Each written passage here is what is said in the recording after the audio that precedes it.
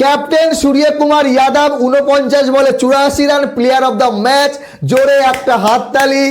মোহাম্মদ সিরাজ, যার বিশ্বকাপে থাকার কোনো কথা না, যার আজকের এই ম্যাচ খেলার কোনো কথা না, কিন্তু প্রথম ওভারে উইকেট, দ্বিতীয় ওভারে উইকেট, ৪ ওভার বল করে শেষ ওভারে একটা ৪ একটা ৬ খেয়েছে বলে তাও উইকেট শেষ বলে। তো ৩ উইকেট মোহাম্মদ সিরাজ। আজকের দুই হিরো বলতে পারি, মোহাম্মদ সিরাজ এবং সূর্যকুমার যাদব ক্যাপ্টেন। আজকে একটু টেনশনে ছিলাম। আমেরিকার বিপক্ষে মাত্র ১৬১ রান, তাও ৯ উইকেট হারিয়ে ২০ ওভারে।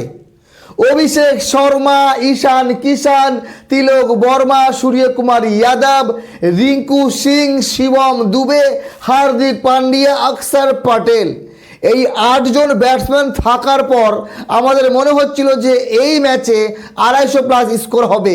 কমেন্টেটররা বলছিল ৩০০ হতে পারে, কারণ আমেরিকার বোলিং সেই লেভেলের না, কিন্তু দুর্দান্ত বোলিং করেছে।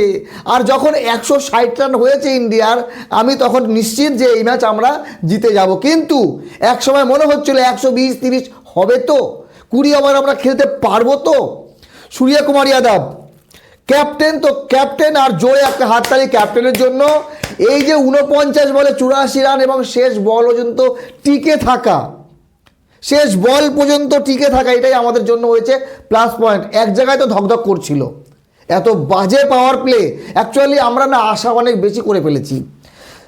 টিম ইন্ডিয়া যেভাবে ব্যাটিং করে, যেভাবে যেই স্টাইলে রান করে, সেখানে দাঁড়িয়ে ১৬১ কিচ্ছু না, তাও আমেরিকার এগেনস্টে। কিন্তু আমেরিকা হোমওয়ার্ক করেছিল, দুর্দান্ত টাইট বল করেছে, আর আমরা জাস্ট কি বলবো। যাই হোক, প্রথম ম্যাচে হয়েছে, এতে আমি অনেকটা খুশি যে প্রথম ম্যাচেই গেছে যা হওয়ার। এগুলো যেন ওই গুরুত্বপূর্ণ সুপার 8-এ বা ফাইনালে যেন না হয়। আমরা সেমিফাইনাল ফাইনাল খেলবো নিশ্চিত।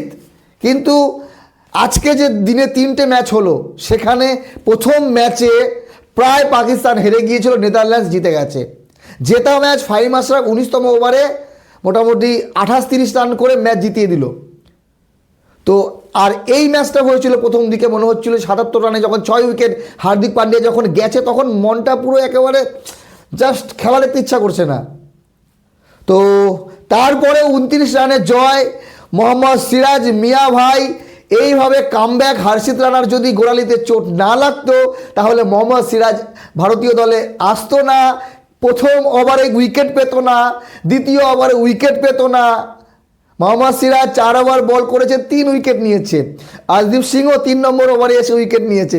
তো এতটুকু বলা যায়, আর্শদীপ সিং, মোহাম্মদ সিরাজ, অক্ষর পটেলও 2 উইকেট নিয়েছে 1 ওভারে। তো আমেরিকার যে ব্যাটিং, সেই ব্যাটিংয়ে ১৬১ রান চেস করা, ৬২ রান করা সম্ভব না, কারণ বরুণ চক্রবর্তী, হার্দিক পান্ডিয়া, অক্ষর পটেল সবাই ট্যালেন্টেড বোলার। তো আগামী ম্যাচ নামিবিয়ার সঙ্গে, পাকিস্তানের সঙ্গে ম্যাচ হবে কিনা আমরা জানি না, তবে নামিবিয়ার সঙ্গে তো জিতছি। পাকিস্তানের সঙ্গে ম্যাচ না হলে আমরা তো এমনি তাহলে কোয়ালিফাই করে যাচ্ছি। তো নেদারল্যান্ডস ১৪৭, পাকিস্তান 19 ওভার 3 বল খেলেছে, সেই রান চেস করতে পাকিস্তানের জন্য বড় চ্যালেঞ্জ আমেরিকা। তারপরে আজকের দ্বিতীয় ম্যাচ ছিল ওয়েস্ট ইন্ডিজ এবং স্কটল্যান্ড। তো একতরফাভাবে স্কটল্যান্ড হেরেছে, ১৮৩ রানের টার্গেট, স্কটল্যান্ড ১৪৭ রানে অল আউট হয়ে যায়। তো বাকি আগামীকাল ম্যাচ আছে নিউজিল্যান্ড এবং আফগানিস্তান, ইংল্যান্ড এবং নেপাল, শ্রীলঙ্কা এবং আয়ারল্যান্ড। যদি বলি দর্শকদের কথা, ইডেন গার্ডেনে সেই রকম দর্শক আমরা কিন্তু দেখতে পাইনি।